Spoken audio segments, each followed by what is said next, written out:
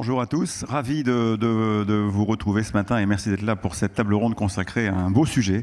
En effet, reconquérir nos souverainetés, quelle stratégie? Quand on dit quelle stratégie, c'est qu'on pose vraiment la question de savoir s'il y en a une et s'il y en a une, si elle est bonne. Alors pour débattre de ça ce matin, on a la chance d'avoir un panel qui représente bien un certain nombre de filières, de grandes filières, et vous verrez qu'au fil des échanges, il se dégage un certain nombre de fils conducteurs, de fils rouges, et qui permettent de montrer qu'il y a comme ça une chaîne de maillons faibles qui explique que finalement nos stratégies en matière de souveraineté ne sont peut-être pas exactement comme il le faudrait. Alors, à ma gauche tout de suite, Isabelle Patrier, donc, qui est la directrice France de Total Energy, qui est également membre du conseil exécutif du MEDEF et coprésidente de la commission Souveraineté, Sécurité économique également du MEDEF. Voilà. À ses côtés, Pascal Le Guyadère, qui est le directeur général du LEM, qui est, on pourrait dire, le syndicat du médicament, mais vous en direz un petit mot plus précis juste après. À côté de vous, donc vous avez Clément Hémine.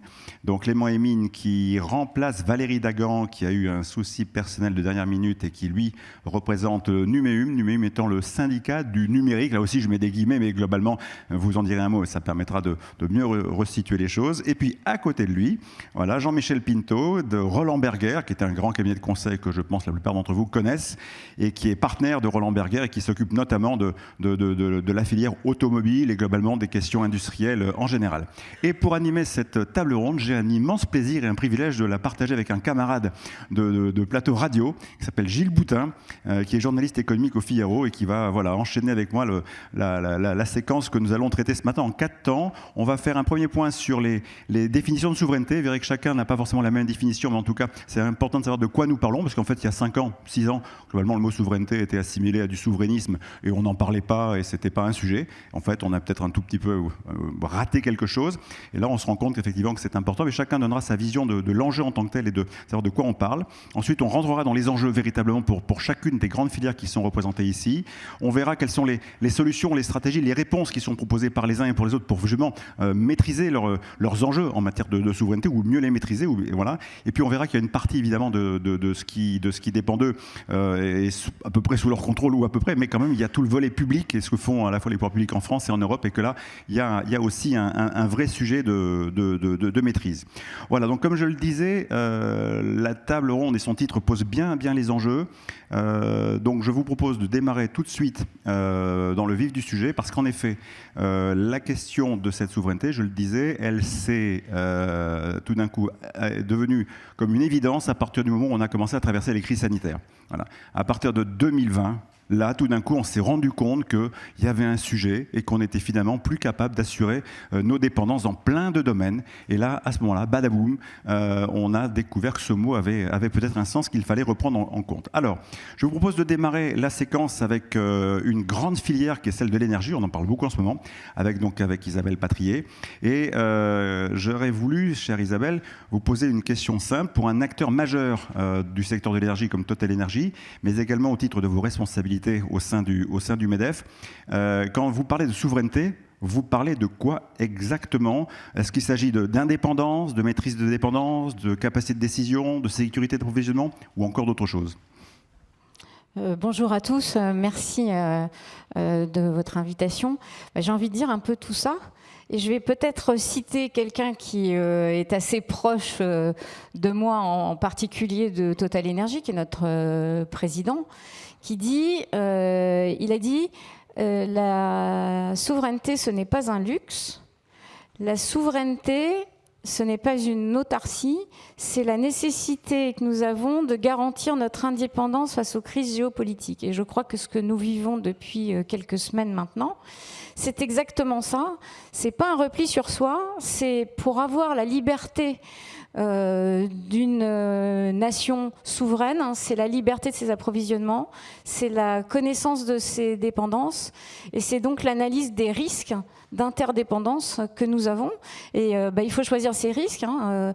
Quand vous avez identifié que vous êtes hyper dépendant d'une zone géographique, je parle aujourd'hui en connaissance de cause, hein, on a eu des dépendances face à la Russie, on a des dépendances face au Moyen-Orient, on a des dépendances face aux États-Unis. Vous voyez qu'aujourd'hui, on est à la fin d'un multilatéralisme. évident et que dans ce contexte-là, il faut se poser la question de quels sont les risques qu'on a envie de prendre pour pouvoir ne pas nous retrouver dans des dépendances qui parfois peuvent devenir critiques pour certains. Et c'est un peu ce qu'on regarde aussi à la commission souveraineté et sécurité économique, c'est d'alerter aussi nos adhérents, les entreprises. Le MEDEF, c'est 240 000 entreprises, 10 millions de salariés. C'est de leur faire comprendre que c'est pas simplement quand on fait un appel d'offres, on n'a pas forcément un prix et on ne va pas chercher simplement un prix. C'est qu'il y a peut-être un prix à la sécurité et à la continuité d'activité de la chaîne de valeur d'une entreprise. Et dans ce cadre-là, quand vous cherchez un prix et que vous allez à l'autre bout de la planète et que ce bout de la planète-là, à un moment donné, ne peut plus vous approvisionner, vous arrêtez et votre liberté d'entreprendre, de produire, de distribuer n'est plus là. Alors cette liberté, elle est un peu le fil conducteur de l'enjeu de souveraineté, et dans le domaine de l'industrie, en particulier de l'automobile que vous connaissez bien, Jean-Michel Pinto, avec notamment Roland Berger au travers de votre carrière. Comment est-ce que vous concevez la question de la souveraineté? Est-ce que vous imaginez que vos clients, c'est plutôt une recherche d'autarcie ou plutôt une volonté de chercher à maîtriser et hiérarchiser ces dépendances? Alors, un grand capitaine d'industrie vient d'être cité. Je voudrais en citer un deuxième, c'est Jean-Dominique Senard, qui est le président de Renault. Et lui, il dit la souveraineté, c'est l'autonomie. Alors, bon, je ne vais pas faire des cours de grec ici. Je pense je suis plus latiniste qu'helléniste. Mais on voit bien la différence entre l'autarcie, qui est l'autosuffisance finalement, et l'autonomie, qui est la liberté, comme ça vient d'être dit. Et donc, l'objectif, c'est pas finalement ou de supprimer les dépendances ou de les choisir, c'est les deux. C'est-à-dire qu'on va en supprimer et on doit en supprimer. Ça veut dire faire des efforts au niveau industriel et ça culturellement, c'est une grande transformation de se dire on va continuer à produire en Europe certaines choses qui sont moins compétitives parce que demain, si on n'a plus accès à certaines filières, il faudra s'appuyer sur des filières européennes. C'est ce que fait l'industrie aéronautique, par exemple, dans le titane. Ils ont la capacité d'avoir cette autonomie. Et puis après, il va falloir choisir, comme vous l'avez dit, certaines dépendances. L'exemple le plus évident, c'est évidemment les semi-conducteurs. Personne ne croit que dans 4 à 5 ans, on va produire tous les semi-conducteurs dont on a besoin ici pour une voiture, là pour un avion, là pour une turbine, en Europe. Donc on va s'appuyer sur des partenaires en espérant que ça ne soit pas uniquement Taïwan pour les raisons géopolitiques que la salle connaît très bien. D'accord. Pour Taïwan, on verra ce qu'il en est. C'est vrai que le sujet est majeur pour eux. Le jour où ils n'ont plus la maîtrise du coup d'avance, ils sont évidemment forcément en danger. Alors, puisqu'on parle de semi-conducteurs, il y a un univers dans lequel on en utilise quelques-uns, c'est le monde du numérique. On a l'impression qu'en fait, quelque part dans le numérique, s'il y a bien un sujet sur lequel le mot souveraineté n'est pas assuré d'avance, pour toutes sortes de raisons, y compris parce que nous avons quelques amis, notamment de l'autre côté de l'Atlantique, qui contrôlent bien l'univers. Alors, dans le domaine de numérique avec Numéum, quelle est votre vision de la souveraineté? Peut-être un mot aussi pour dire ce qu'est Numéum. Alors effectivement, Numéum, on est le syndicat patronal des entreprises du numérique en France, donc on représente 2500 entreprises en France sur les métiers, on va dire, du software, le service numérique, le logiciel et les plateformes. Comme vous l'avez dit, Alexandre, effectivement, la souveraineté en matière numérique, c'est pas quelque chose de tout à fait gagné d'avance, loin de là, c'est un sujet qui nous anime depuis un certain nombre d'années maintenant. La souveraineté numérique, si on réfléchit un peu au terme, il y a un côté presque absolutiste dans le terme souveraineté, qui, quand on regarde l'état de nos dépendances aujourd'hui sur le numérique, on se dit que ça ne va pas être évident d'atteindre cet objectif quand même, et que d'avoir une souveraineté complète sur le numérique aujourd'hui, on ne risque pas d'y être dans un futur proche, voire même moins proche. C'est pour ça qu'aujourd'hui, nous, on s'attache à une terminologie qui est peut-être un peu plus opérationnelle pour toute la chaîne de valeur qu'on représente, qui est l'autonomie stratégique. Alors sans volonté de copier le vocable présidentiel en la matière, mais on pense qu'il y a plus de sens à ça. C'est quoi l'autonomie stratégique pour nous? Je rejoins un petit peu ce que vous disiez, c'est la capacité à connaître et à maîtriser ses dépendances. Ça peut paraître assez simpliste comme ça, mais en matière numérique, c'est loin d'être facile. Les dernières années ont montré qu'en termes de connaissance, ne serait-ce de nos dépendances, on n'était pas si bon que ça. Et le rachat de telles solutions numériques, le risque de kill switch, donc le fait d'arrêter une solution par un État extra-européen, un État tiers en tout cas, on voit que ce risque ne peut plus être complètement éteint. montre qu'on a encore un gros travail de cartographie et de maîtrise des dépendances. À partir de ce, on va dire, macro-concept qui est l'autonomie stratégique, nous, on décline 2 objectifs derrière ça. Il y en a un, c'est l'indépendance technologique. Ça ne veut pas dire ne plus jamais utiliser de solutions extra-européennes. Ça, il faut être très libre sur le sujet. Et nous, la liberté de choix technologique des acteurs, notamment privés, ça reste un principe intangible. Mais en tout cas, d'avoir une alternative sur les différentes briques technologiques qui soient européennes pour avoir le choix et finalement de ne pas être dans des solutions excessives de dépendance vis-à-vis d'une solution technologique, un logiciel, etc. Et puis l'autre objectif qu'on se fixe derrière ça, c'est la résilience. Bon, la résilience, je pense que je n'apprendrai rien à personne ici, mais nous, on le voit comme la capacité finalement à faire face à des chocs, à des risques qui soient géopolitiques, cyber évidemment, et on doit envisager tout ça comme un objectif global d'indépendance technologique et de résilience, aussi bien pour la nation tout entière, le service public, mais pour chaque organisation et chaque entreprise aussi. En préparant l'entretien de ce matin avec Valérie Dagan, il y a un mot qui est venu dans la conversation et elle évoquait l'enjeu des coopérations. On est dans un monde de confrontation et de compétition très souvent. Ah, j'ai l'impression que mon micro avait momentanément rendu là. Voilà, j'ai l'impression qu'effectivement qu'on est plus dans la confrontation et la compétition. Malgré tout, les coopérations, ça pourrait faire sens. Est-ce que ça peut être un chemin pour vous dans le domaine du numérique de développer davantage ce type de schéma ? Oui, évidemment, ne serait-ce que sur certaines technologies de rupture. Quand on voit aujourd'hui les montants qui sont investis au niveau, par exemple, sur l'intelligence artificielle, il faut être aussi, je pense, assez lucide sur le fait que la France toute seule ne dispose pas des ressources financières, que ce soit la puissance publique ou même le financement privé, pour mener à bien ces ruptures technologiques. Donc assez naturellement, on pense au champ européen parce que c'est là qu'il y a le plus de cohérence et puis le plus aussi de convergence en termes de valeurs sur l'intelligence artificielle qu'on a envie d'avoir dans les 10 à 20 prochaines années. Ça n'exclut pas non plus le fait d'envisager des coopérations avec d'autres espaces économiques. Le sommet qui a eu lieu sur l'intelligence artificielle à Delhi ces dernières semaines, c'était aussi une séquence intéressante. Ça permet de tisser des liens avec d'autres partenaires qui commencent là aussi à prendre conscience de leur dépendance technologique et qui n'ont finalement pas envie de se ranger dans une voie qui soit purement dépendante à une des grandes puissances technologiques ou à la seconde grande puissance technologique. Donc il y a des partenariats qui sont intéressants à envisager, qu'ils soient sur le champ politique ou sur le champ industriel pour essayer de bâtir les géants du numérique de demain. Ça peut être c'est un terme qui est un peu galvaudé aujourd'hui, mais ça peut rester un objectif sur les technologies de rupture de demain. Merci beaucoup Clément. Alors je me tourne maintenant vers Pascal Le Guyadère, parce que dans le domaine de la santé, que vous connaissez bien, l'industrie du médicament, la question de souveraineté se pose de manière encore différente à une autre échelle, à la fois parce qu'il faut articuler ce que vous appelez l'accès aux molécules, qui est un vrai sujet, des investissements massifs. Moi j'ai découvert l'échelle de grandeur, globalement pour faire un médicament, il faut, en dessous d'1 milliard, on ne fait rien, quoi. Et souvent il faut entre 10 et 100 pour arriver au bout d'un processus. Les risques sont donc majeurs, avec une concurrence féroce entre Chine et Américains notamment, qui ne nous font a priori pas de cadeaux, si j'ai bien compris. Donc, pour vous, en fait, est-ce que cet enjeu de souveraineté, avec la vision que vous avez au travers de votre syndicat, si je puis dire, du médicament, c'est un enjeu qui peut se traiter à une échelle nationale ou plutôt nécessairement, forcément, à une échelle qui est à minima européenne et puis voilà, et en profitez-en pour dire un petit mot également sur votre grande maison. Merci beaucoup Alexandre, merci pour cette invitation. Peut-être avant de rentrer dans le débat, vous dire ce que c'est que le médicament en France. C'est à peu près 300 entreprises qui opèrent sur le territoire français. C'est 73 milliards d'euros de chiffre d'affaires, dont 34 milliards à l'export.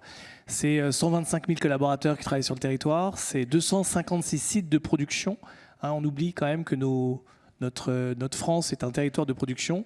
C'est 48 000 collaborateurs qui travaillent dans la production et on a à peu près 80 sites de centres de R&D sur le territoire.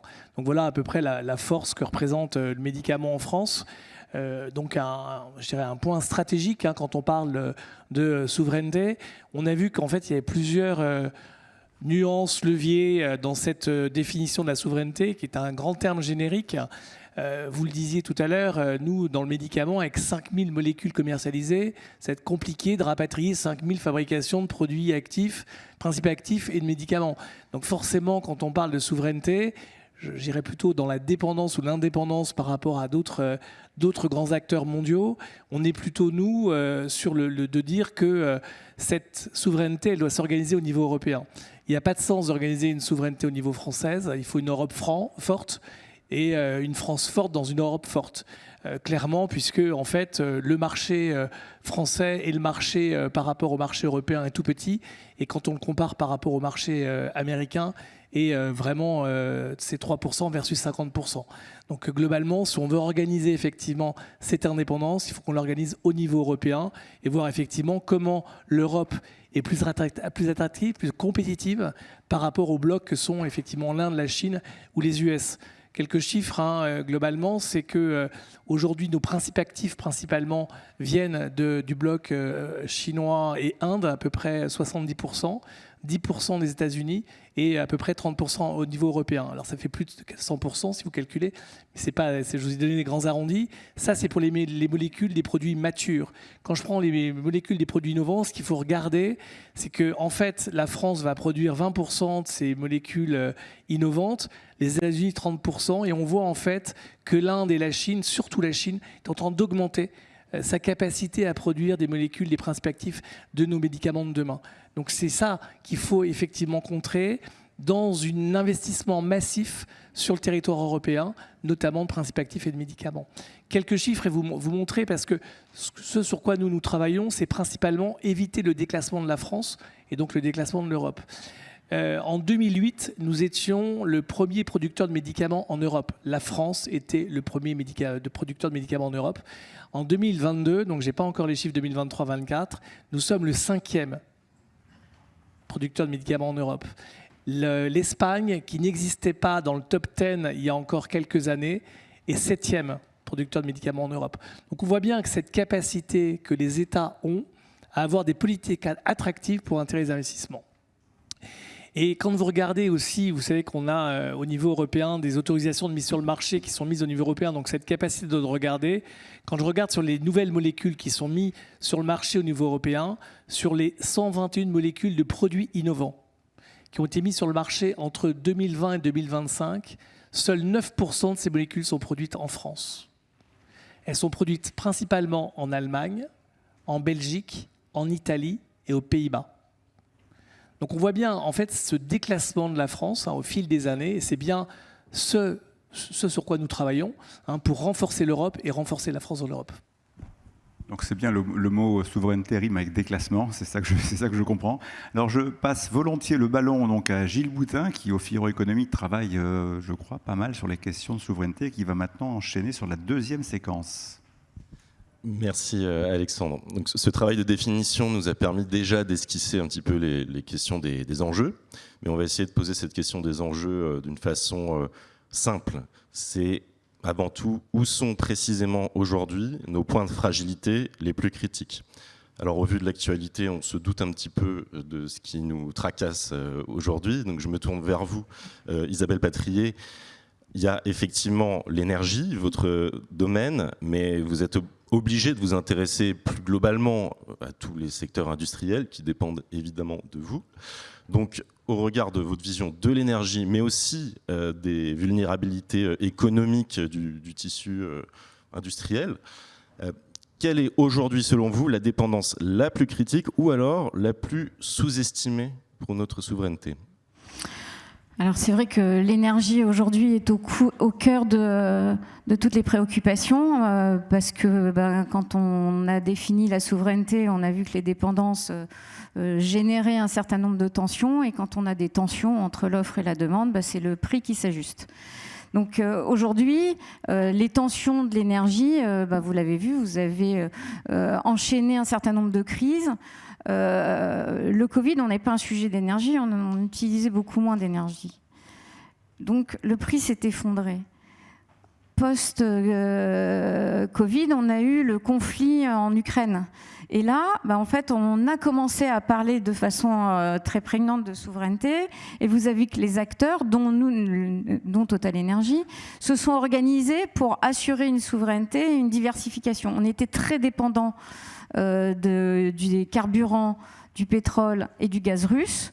On a repositionné une partie de ces approvisionnements vers les États-Unis, une partie du Moyen-Orient, tout en ayant quand même un pôle important qui est la Norvège, parce qu'en Europe, on a quand même du pétrole et du gaz, ce qui nous permet quand même de nous approvisionner.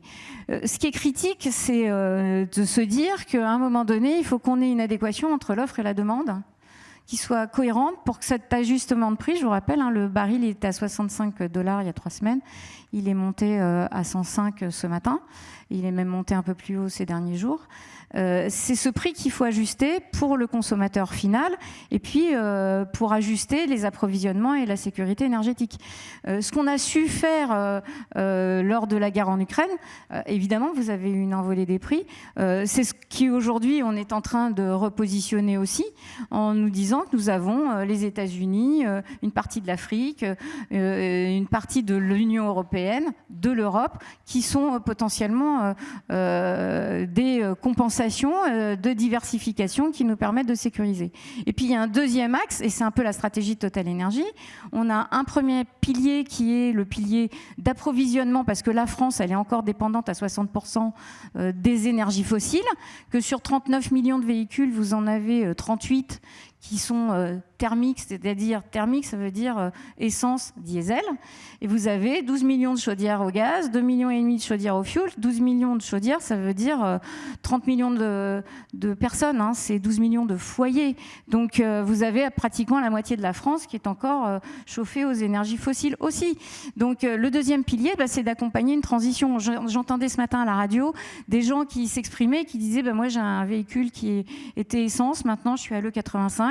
Moi, j'avais un véhicule qui était diesel. Aujourd'hui, je suis à l'électricité. Eux, ils sont moins touchés parce qu'on a une capacité à amortir quand on vend des biocarburants et on a transformé la moitié de nos raffineries françaises pour produire de nouvelles molécules. Quand vous faites des biocarburants aériens durables ou du biodiesel à partir d'huile alimentaire usagée, vous vous redonnez une petite dose de souveraineté et de sécurité, parce que ça vient de chez nous, c'est sur le territoire européen, ce sont des déchets qu'on va traiter. Et l'électricité, quand nous, aujourd'hui, on a transformé aussi une partie de notre énergie en électrons, en produisant de l'électricité, en la stockant, en produisant d'ailleurs à Bordeaux les batteries pour le faire. Quand vous le pilotez avec des centrales gaz qui vous permettent de produire de l'électricité H24, et que je pense que le message est aussi passé de la nécessité d'infrastructures interconnectées entre pays de gaz et d'électricité, en fait, vous allez vers une meilleure autonomie. Et la décarbonation, ça passe un vrai bon message aussi de souveraineté. Parce qu'au fond, vous le voyez, il y a quand même un enjeu. Donc, quand aujourd'hui on travaille sur ces deux piliers-là, on essaye de résoudre une situation qui est aujourd'hui majoritairement celle de la France, 60% d'énergie fossile, et ce qui va être la situation, et qui est déjà la situation d'un certain nombre de Français, ou d'entreprises, parce que les entreprises aussi se décarbonent. Quand on bascule un four, on est bien placé pour le savoir. Quand vous passez d'un four gaz à l'électricité, que vous passez à de la vapeur décarbonée, que vous passez à l'hydrogène vert, tout ça, ce sont des molécules qui vous permettent de décarboner, de renforcer la souveraineté de votre pays. Et j'ajouterais que cette question de souveraineté est souvent fluctuante. Quand on voit l'exemple des voitures, les détenteurs de voitures électriques sont aujourd'hui plutôt contents. Oui. En 2022, il l'était moins. Donc c'est vrai que cette souveraineté, on voit, est assez fluctuante. Je crois que 2022, personne n'était content, en fait. Soulagé, on va dire. Oui, non, mais oui, ce que vous dites nous rappelle aussi que ça fluctue beaucoup en fonction du contexte et qu'une souveraineté ne sera réellement acquise que on ne sera plus dépendant d'une quelconque variation du marché. Moi, en tout cas. Je vous remercie. Et je me tourne donc vers Jean-Michel Pinto pour tenter une catégorisation des dépendances critiques. Est-ce qu'on peut établir deux grandes catégories, c'est-à-dire là où aujourd'hui on a les dépendances qui sont les mieux maîtrisées et celles où ça devient franchement dangereux aujourd'hui? Vous avez toujours le verre à moitié vide et le verre à moitié plein. Je vais commencer par le verre à moitié vide. On n'est pas bien préparé. Il faut se dire les choses. Et on peut résoudre un problème que si on le pose. On n'est pas bien préparé parce que culturellement, l'Europe est une région, et pour plein de raisons, de libre-échange. Donc on est les promoteurs du libre-échange dans le monde, et donc on a toujours pensé qu'on pouvait faire venir tout de n'importe où et envoyer tout n'importe où. Et on l'a très bien fait, hein. Alors les Français peut-être un peu moins, je pense que ça a été indiqué sur le médicament. Nos collègues d'Europe du Nord et d'Europe du Sud comme l'Italie ont des balances commerciales dont ils n'ont pas à rougir, hein. Donc ça c'est la culture européenne, c'est le commerce nous est favorable. Donc de fait, on a plus de dépendance que les autres. Alors ensuite, comment on les réduit ? En fait, il y a deux éléments. Si moi je parle du secteur industriel, hein, mais je pense que c'est pareil dans d'autres secteurs, dans l'énergie, etc. Il faut une base industrielle assez, on aura toujours des dépendances, mais par contre il faut une base industrielle assez large qui permet d'être agile. C'est-à-dire je ne vais pas tout faire chez moi, mais je peux un jour tout faire chez moi. C'est très différent. Et puis ensuite, il faut un accès aux technologies clés. Et ça, c'est aussi très important. Donc finalement, c'est assez simple. On doit avoir une base industrielle large et agile et un accès aux technologies clés. Malheureusement, c'est simple sur le principe, c'est très compliqué dans la réalité. Donc je l'ai dit, le niveau de préparation, moi j'aurais du mal à classer les industries, non pas parce qu'elles sont toutes clientes de Roland Berger, mais parce que finalement, chacune a ses difficultés. Finalement, les industries qui sont les moins dépendantes, c'est les industries qui sont encore le plus là, parce qu'elles ont cette base large. Et là, je citerai encore un troisième capitaine d'industrie, qui est Christophe Périllat, qui est le promoteur du Made in Europe. Et lui, il dit il faut garder en Europe les industries qui sont là, parce que cette base-là permettra de servir les autres industries. L'industrie automobile, ça parle peut-être pas énormément au public ici, mais aujourd'hui, c'est la première industrie en Europe. Donc, si on veut faire du militaire, si on veut faire de l'aéronautique, il faut qu'on garde une industrie automobile parce que c'est une base industrielle qui nous permet de faire de l'aéronautique. Aujourd'hui, vous prenez, alors tout le monde connaît Airbus, Safran, etc., mais vous descendez un peu et vous prenez les équipementiers de rang 3, de rang 4, ils font 25% de leur chiffre d'affaires dans l'aéronautique, où ils font leur meilleure marge, mais ils font 75% de leur chiffre d'affaires dans l'automobile. S'ils perdent l'automobile, ils ne pourront plus faire l'aéronautique, d'accord ? Donc c'est ça le plus important, c'est de s'assurer qu'on conserve une base large en Europe. Roland Berger a travaillé beaucoup sur ces sujets, sur le Made in Europe, justement. Hein, nous, on a travaillé à la fois au niveau français et européen sur le contenu local européen. Et on s'est fait beaucoup d'amis et beaucoup d'ennemis, mais c'est un vrai sujet qu'il faut regarder. C'est-à-dire, on doit se dire, on doit avoir un minimum de contenu européen pour garder la possibilité de s'adapter et de changer de dépendance quand c'est nécessaire. Juste une question pour prolonger. Vous dites qu'il faut garder cette base industrielle automobile parce qu'elle est essentielle et elle permet d'alimenter tout le reste. On parle d'automobile à pétrole ou d'automobile à moteur électrique si on se projette à horizon 2035. Et est-ce que ça change quelque chose justement pour cette base industrielle ? Alors, je pense que Isabelle a mentionné le fait que la décarbonation, c'est plutôt une bonne chose pour l'Europe. Parce que l'Europe ne produit, à part en Norvège et en Angleterre, si on considère que l'Angleterre est encore européenne, assez peu d'hydrocarbures. Donc le fait d'aller vers des motorisations électriques, c'est plutôt un choix de souveraineté. Je vais nuancer ce propos ensuite, mais c'est plutôt un choix de souveraineté, donc il faut aller vers cet objectif-là, et donc il faut se dire qu'on va décarboner le transport, et d'ailleurs peut-être il faut commencer par décarboner le chauffage avant de décarboner le transport, je pense que vous avez tout à fait raison. Mais une fois qu'on a dit ça, il faut être réaliste. On doit garder, je l'ai dit, une base industrielle importante, et pour garder cette base industrielle importante, il faut que la transition, elle soit à un rythme maîtrisé pour qu'on n'ait pas finalement des voitures électriques européennes qui sont toutes faites en Chine avec des composants chinois, parce que là, on aura tout perdu. Donc en fait, il faut faire cette transition, mais on n'a pas choisi la bonne méthode. Alors je pourrais en parler longuement, mais quand on regarde ce qu'ont fait les Chinois pour passer aux nouvelles énergies et ce qu'on a fait nous, je dirais, il y a une bonne méthode et il y a une moins bonne méthode. Et la moins bonne méthode, elle est plus proche d'ici. Tournons-nous vers le numérique, où les dépendances sont moins visibles. En tout cas, quand on parle pétrole, on voit directement de quoi on parle. Là, dans le numérique, il y a d'autres enjeux. Où sont aujourd'hui également vos dépendances, Clément et Émine? Est-ce que c'est le cloud, les composants, ou bien le financement, ou alors le fait qu'on n'a pas des acteurs suffisamment gros comme aux États-Unis? Est-ce que vous sauriez les hiérarchiser? Alors, hiérarchiser, c'est pas évident en tant que tel. Et puis, il y a un point, je pense, dont on souffre depuis plusieurs années, notamment en France, c'est d'avoir un effet loupe sur certains maillons de la chaîne de valeur. On s'est énormément concentré ces dernières années sur notre niveau de dépendance sur les services cloud, avec raison, puisque aujourd'hui, vous avez plus de 80% de la part les acteurs américains représentent plus de 80% de la part du marché du cloud en France. Donc là, on est dans un niveau de dépendance excessive. Mais on a un petit peu souffert de cet effet loupe qui fait que finalement on va concentrer notre attention sur une brique technologique et parfois en négligeant un petit peu l'ensemble des maillons de la chaîne de valeur.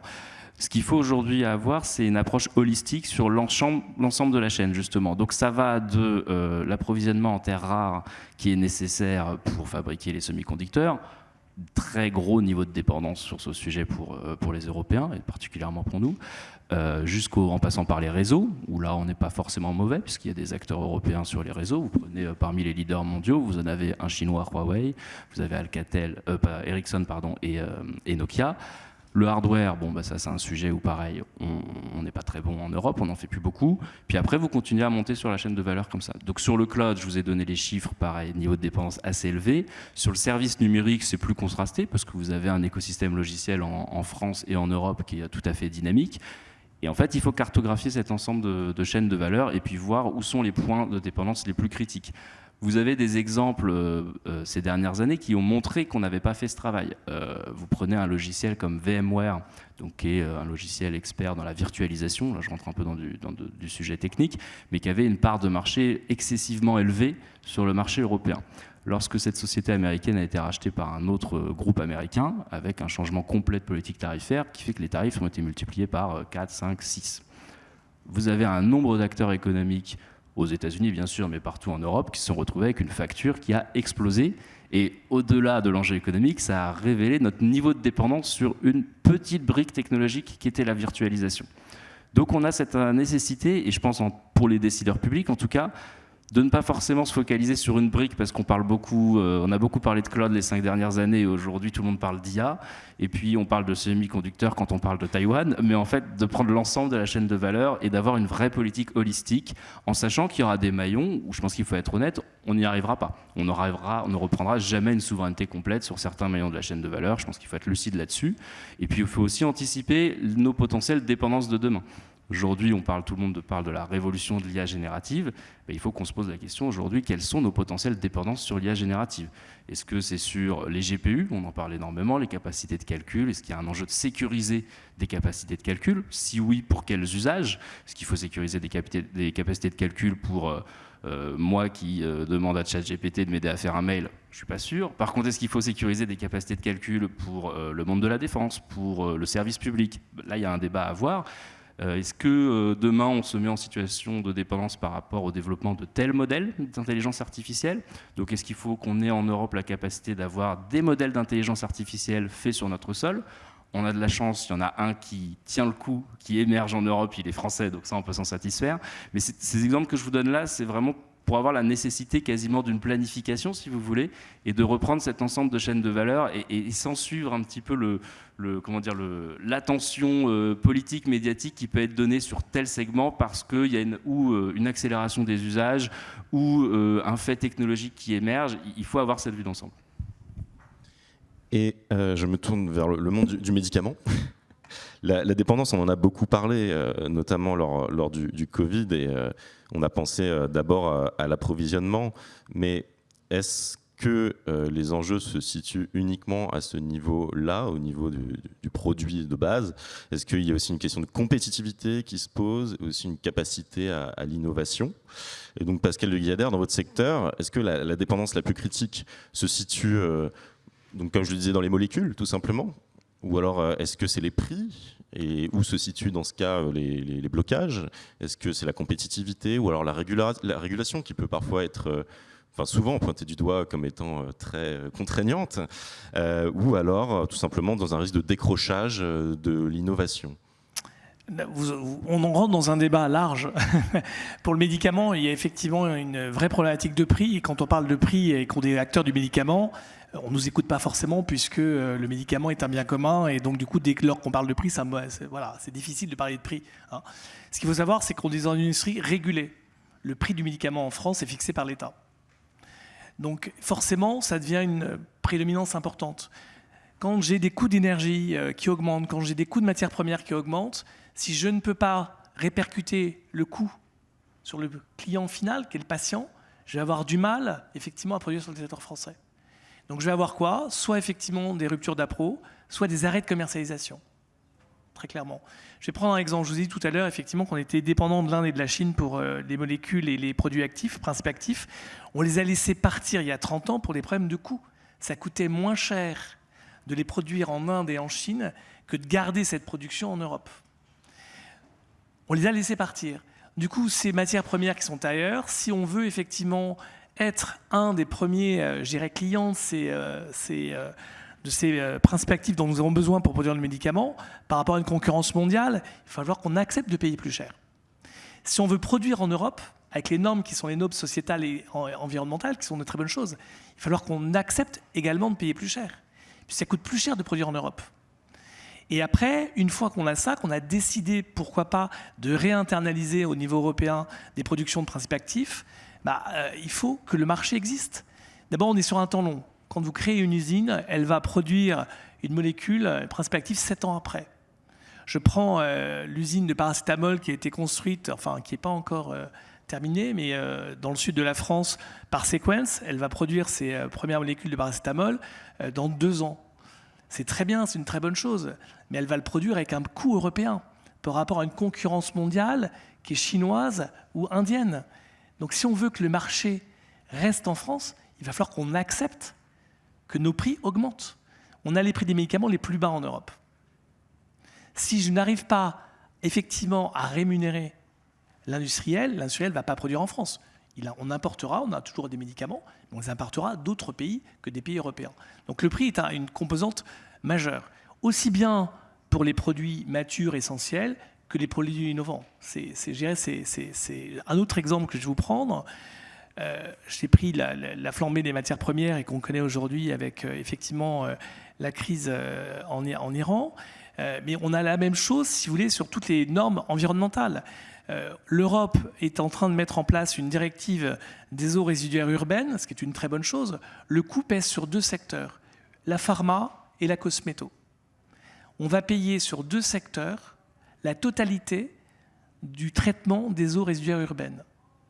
Si je ne peux pas répercuter ce coût qui est estimé entre 400 millions d'euros et 800 millions d'euros par an, si je ne le répercute pas, je ne produirai plus en Europe.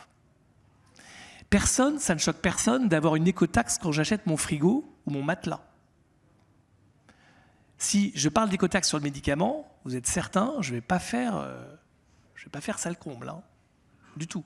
Parce que ce n'est pas normal. Sauf qu'il faut bien comprendre que cette dépense supplémentaire pour traiter les eaux urbaines, et c'est une très bonne chose parce qu'effectivement on pollue, on est responsable, on doit le traiter. Mais si je n'arrive pas à le répercuter, c'est ma marge. Et ma marge, je ne vais pas produire en dessous de ma marge de fabrication. C'est pour ça que j'ai aussi des arrêts de commercialisation. Et ça, il faut le comprendre. Donc comment on fait, comment on résout cette problématique-là dans un prix régulé, fixé par l'État, et effectivement dans une économie totalement régulée par l'État. Si je prends maintenant les produits innovants avec la problématique, c'est pas une problématique d'ailleurs, c'est un constat de ce qui se passe aux États-Unis avec l'administration américaine, notamment le Most Favored Nation, qui va effectivement avoir un impact très fort en France, puisque en fait l'administration américaine veut payer les innovations dans un corridor de 8 pays comparatifs et prendra le deuxième pays le moins cher. Comme on est la France est le pays les prix les plus bas en Europe, forcément, une firme qui va opérer sur le marché mondial va regarder où est-ce qu'elle va mettre son innovation sur le marché. Et si le prix est bas en France, elle ne le mettra pas en France, puisqu'il va servir de comparatif sur le marché américain. Le marché américain, c'est plus de 50% du marché mondial. Donc dans une économie libérale capitalistique, vous imaginez bien que l'acteur mondial va d'abord aller mettre son produit sur un marché où le prix n'est pas le plus bas, puisqu'il va servir de comparatif pour le produit américain. Donc alors on peut se désoler, mais c'est effectivement la volonté de l'administration américaine. Je pense qu'elle ne s'arrêtera pas après Trump. On regarde les enjeux de la santé aux États-Unis. Forcément, ils veulent réguler le prix mondial du médicament. Et ils considèrent qu'ils le payent trop cher aujourd'hui. Donc on aura effectivement, par le prix, une vraie problématique d'accès de nos concitoyens aux innovations. Et le risque, c'est effectivement qu'on n'ait pas ces innovations qui arrivent sur le marché français, ou qui arrivent après, ou qui n'arrivent pas du tout. Ou qui arrivent après parce qu'ils auront d'abord été en Allemagne qui rémunère mieux, ils auront d'abord été en Italie qui rémunère mieux. Comme ça, la comparaison par rapport aux États-Unis sera plus élevée, et la France viendra après, ou ne viendront pas du tout. Donc on a une vraie problématique de prix, et il faut qu'on puisse en parler. Il est nécessaire de recapitaliser l'enveloppe du médicament si on veut rester indépendant. Aussi bien sur les produits matures, qui constituent une large forme de la pharmacopée, aussi bien sur les produits innovants. Ça, c'est important. Et il faut qu'on puisse en discuter. Il faut qu'on puisse effectivement voir comment on finance ce besoin de capitalisation de l'enveloppe du médicament. Et ça, il faut le faire très rapidement. Parce qu'aujourd'hui, la compétitivité, elle est mondiale. Et si on n'arrive pas à résoudre ça, c'est une vraie problématique. Alors après, l'État a tenté de lancer des pistes. La franchise sur le médicament, ça n'a pas fonctionné. Tout le monde est contre. Mais il y a un moment donné, quand votre prix est fixé, votre marge réduite, l'industriel, il arrête de commercialiser ou il produit ailleurs. Ça, c'est clair. Donc voilà, donc il faut qu'on puisse en parler, effectivement, avec des acteurs responsables et un État responsable, pour voir comment on résout ce problème, ou alors, effectivement, beaucoup d'innovations n'arriveront pas sur le territoire français. Et d'autres partiront, très clairement. Donc voilà, une problématique de prix, de régulation. Peut-être un mot quand même, parce que vous ayez un peu cette image-là. Le chiffre d'affaires de la pharma, ça doit être 34 ou 33 milliards d'euros net. D'accord ? Après régulation. On a plus de 3,2 milliards d'euros de régulation entre les baisses de prix et une taxation spécifique de la pharma, au-delà de l'IS. Donc ça veut dire qu'on est effectivement totalement écrasé par un système de régulation. On n'arrive pas à aller chercher les gains de compétitivité dont on a besoin. Donc oui, le prix est une vraie problématique. Alors on va refaire un petit tour de table, et ce coup-ci on va regarder plus les questions sous l'angle des stratégies finalement qui sont choisies par les uns et par les autres pour essayer de mieux répondre à ces défis de meilleure maîtrise de chacune de nos souverainetés. Je me tourne d'abord vers Roland Berger, parce que dans le domaine industriel on voit bien que nos industriels essayent de faire beaucoup de choses, mais il y a un moment donné, il y a le sentiment qu'il y a des plafonds de verre. Alors ces plafonds de verre, est-ce qu'ils viennent, vous parliez du financement, est-ce que c'est un enjeu de financement, de capitalisation, de taille, de masse critique, de dépendance bien sûr, mais qu'est-ce qui fait qu'à un moment donné, on n'a peut-être pas forcément la bonne dimension, la bonne capacité à fabriquer finalement les champions qui vont bien, et aussi qui finalement créent, à leur tour, parce qu'ils sont champions, ils créent les dépendances qui nous permettent d'être plus forts? Alors, c'est une très bonne question, et ça nous amène au sujet de l'échelle. Est-ce qu'on doit faire ça au niveau français? Est-ce qu'on doit faire ça au niveau européen? Et je vois un peu de malice de la part d'Alexandre de demander ça à un associé d'un français d'un cabinet allemand. Donc, je dois être très diplomatique sur ce sujet si je veux pas perdre mon emploi. Non, sans plaisanter, il faut le faire au niveau européen. Il faut pas se raconter d'histoire. Il y a des problématiques spécifiques à la France, et je pense que elles viennent d'être évoquées sur le médicament. Mais la problématique de souveraineté, elle est nécessairement dans un contexte européen. Et finalement, l'Europe, c'est, pour paraphraser une expression bien connue, c'est résoudre à 27 des problèmes qu'on n'aurait pas eu tout seul. Donc, comment on va résoudre ces problèmes?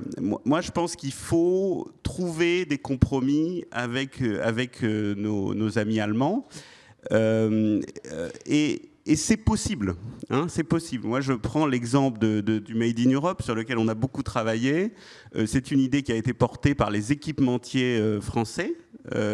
Christophe Périllat de Valeo, Martin Fischer de Forvia, les grands équipementiers français ont été les premiers à lancer ce sujet.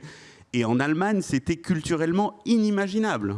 Inimaginable. Aujourd'hui, on a le patron de Bosch.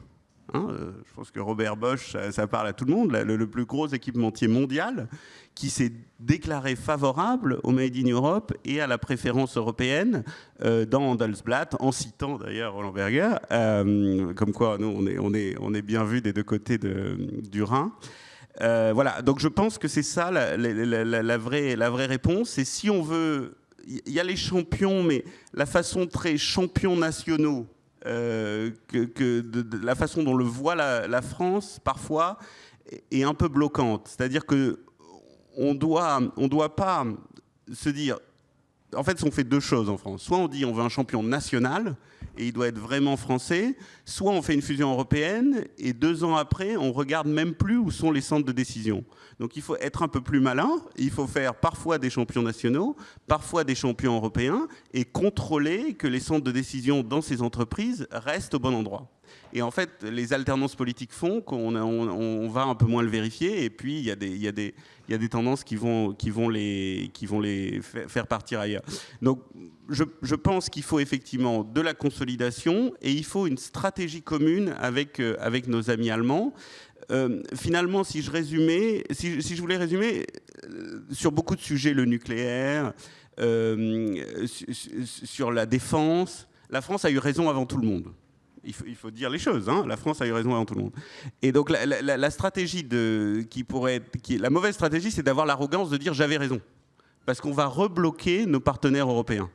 Il faut dire non, on a identifié un certain nombre de pistes, voyons comment on les développe au niveau européen. Parce que la France, c'est un pays du concept. Donc en général, on a le bon concept. Et l'Allemagne, les gens pensent que c'est un pays d'ingénieurs, c'est surtout un pays de juristes. Et les juristes, ils veulent savoir comment on fait. Et pour rassurer nos amis allemands, il faut leur dire comment on fait. Quand on a travaillé sur les sujets du Made in Europe, les Français, ils parlaient que du what. Et les Allemands, ils parlaient que du how. Bon, Roland Berger a dit on va faire le what et le how. Voilà, il faut avoir cette logique de combiner le concept, et souvent les Français ont des concepts intéressants, et aller vers nos amis allemands et leur dire oui, on va regarder comment on déroule de manière opérationnelle et on va le construire ensemble. Et là, on aura des solutions qui fonctionneront. Bon, je pense que la réponse à la question ne devrait pas vous poser de problème professionnel, en tout cas je l'espère. Mais ce qui est vrai qu'il y a aussi un sujet, c'est qu'on en reparlera peut-être dans le 4e tour de table, le fait qu'aujourd'hui, quand on veut se développer, si on est français, allemand ou belge en Europe, il y a 27 législations différentes. Donc il faut à chaque fois se développer avec chaque fois 27 types de réponses à des marchés publics, à des réglementations, sachant qu'il n'y a pas la même monnaie non plus, parce que l'euro n'est pas à 100% européen. Et dans le rapport Draghi, dans le rapport Draghi, pardon, il y a un élément qui a été oublié, c'est l'harmonisation du marché européen. Et là-dessus, on est très en retard. En fait, on parle des barrières douanières américaines, on a nos barrières non douanières au sein de l'Union européenne qui fragilisent nos industriels. Alors, on va redescendre non pas d'intensité, parce que je crois qu'on est au bon niveau, mais on va revenir sur l'échelle française avec Isabelle Patrier, parce qu'évidemment, nous, dans le domaine de l'énergie, on est forcément dépendant de ce que décident les pouvoirs publics. Et là, bonne nouvelle, on a depuis quelques jours, quelques semaines, une fameuse politique pluriannuelle de l'énergie, numéro 3, qui a été donc mise à jour, oui, avec des ambitions qui sont intéressantes, parce que si j'ai bien compris, avec cette PPE 3, on veut passer en fait à horizon 2035 à 29% d'énergie fossile dans le mixte, alors qu'aujourd'hui, en 2030, on était à 58%. Donc globalement, on veut couper en deux pratiquement les consommations d'énergie fossile en moins de 10 ans. Alors la seule question, moi je suis d'accord pour qu'il y ait comme tout le monde, qu'il y ait des stratégies, des trajectoires, mais est-ce que, et tout à l'heure vous parliez il faut que ce soit tenable dans le domaine industriel, est-ce que cette trajectoire, Isabelle, vous paraît tenable, et est-ce qu'elle va produire ce qu'elle doit produire en termes d'indépendance, ou est-ce qu'on va courir après et avec les inconvénients que peut avoir une stratégie dont on n'arrive pas à suivre le rythme? Alors, la PPE 3 a été promulguée par décret il y a un mois à peu près. Quand elle a été présentée, je ne vais même pas revenir à 2035, on va juste faire 2030. 2030, c'est dans 4 ans, donc c'est bientôt. 2030, vous avez, fin d'année dernière, environ 60% de dépendance aux énergies fossiles. Il faudra passer de 60% à 40%. Et donc, vous inversez la donne, c'est-à-dire que vous avez 60% d'énergie fossile, 40% du reste. Le reste, c'est des biomolécules, de l'électricité, de la vapeur décarbonée. Bon.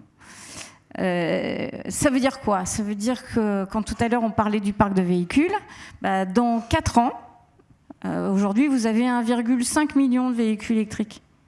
On a mis plusieurs années à atteindre ce 1,5 million. Sur les 39 et quelques millions de véhicules, du parc de véhicules légers, hein, je parle uniquement légers. Ça veut dire 6 millions de véhicules électriques de plus dans 4 ans. Ça veut dire pas loin de 10 millions de chaudières gaz de plus dans 4 ans. Donc, ça veut dire que, théoriquement là, c'est dans 4 ans, donc c'est 1,5 million de véhicules électriques cette année, l'année prochaine, l'année d'après, et ainsi on atteindrait l'année suivante l'objectif. Ça veut dire un vrai plan de marche, mais un vrai plan de marche cohérent. Cohérent, ça veut dire, c'est un peu ce que nous, on est en train de faire, c'est-à-dire que pour réduire nos émissions, le driver, c'est la décarbonation, hein. Et pour un industriel, le driver, c'est le TS, hein, c'est le poids du carbone et la taxe carbone. Donc, on a transformé la moitié de notre parc de raffinage européen pour faire des biomolécules et on sera à 1 million de tonnes de biocarburants en 2030, biocarburants biodiesel, biocarburants aériens durables à partir de déchets, donc d'huile alimentaire usagée, de graisse animale. On s'est lancé dans le biogaz parce que le gaz, il faut le décarboner. Donc on est devenu leader français de la production. On a 800 gigawattheures de capacité. On est leader dans ces capacités-là pour décarboner le gaz. Là, vous, c'est pareil. Vous récupérez des déchets agricoles, des déchets de l'industrie agroalimentaire. Et puis, l'axe important aussi, c'est l'électricité parce qu'il va falloir aussi électrifier. Et donc, on a développé plus de 2 gigawatts, c'est à peu près 2 tranches nucléaires, d'électricité renouvelable. Alors, on le fait en France, mais on le fait partout, hein. On est à 35 gigawatts, on sera à peu près à 100 TWh en 2030 sur la planète pour Total Energy, en énergie solaire, en hydroélectricité, en éolien, onshore, offshore, pour pouvoir justement atteindre cette trajectoire de décarbonation.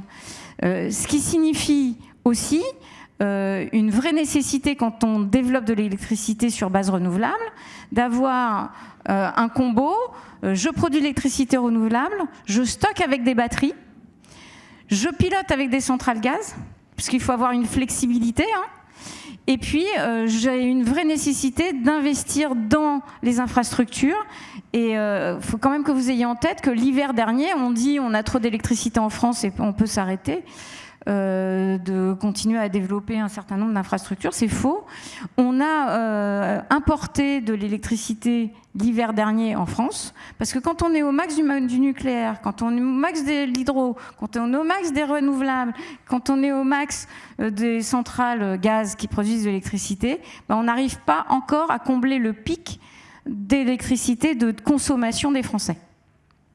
Donc il y a une vraie nécessité, quand je vous dis qu'il va falloir basculer 6 millions de véhicules, 10 millions de chaudières dans les 4 années qui viennent, c'est qu'il va falloir continuer d'accélérer dans la production d'électricité. Et comme dans les 4 années qui viennent, on n'aura pas plus de nucléaire que ce que nous avons, il va falloir absolument produire de l'électricité sur base renouvelable, mettre des stockages batteries, produire de l'électricité avec des centrales gaz, et surtout gérer et continuer d'investir dans les infrastructures réseau et interconnexion avec nos voisins. Parce que si on a importé, c'est qu'on a des voisins qui avaient de l'électricité à nous vendre. Donc on rejoint la dimension très européenne. Et dans l'intervalle, vous avez une augmentation, je me tourne vers vous, de la consommation numérique et donc de data center. Et donc on a aussi accompagné nos clients Google, Microsoft, etc. pour leur permettre de décarboner cette énergie qui est nécessaire à la production et à ce que nous utilisons aujourd'hui de plus en plus dans nos réseaux. Donc voilà la situation dans laquelle nous sommes. tout est possible. Simplement, ça nécessite véritablement de driver cette décarbonation, ce pilotage énergétique de bascule d'un système A qui est très fossile vers un système B qui est décarboné et qui comprend l'intégralité des molécules, biocarburant, biogaz, vapeur verte, hydrogène vert, électrons, pour pouvoir résoudre et atteindre cette trajectoire. Ça, c'est l'étape 2030, hein.